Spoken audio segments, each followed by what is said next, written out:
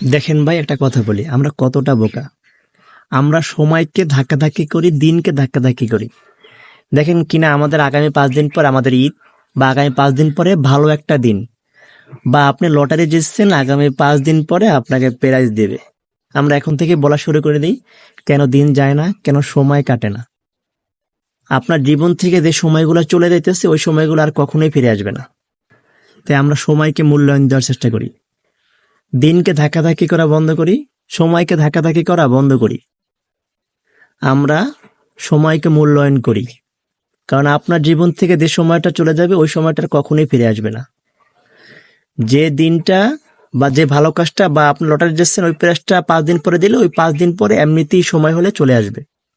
আপনি প্রত্যেকটা সময়, প্রত্যেকটা মিনিট, প্রত্যেকটা সেকেন্ডকে মূল্যায়ন করার চেষ্টা করেন। ধন্যবাদ।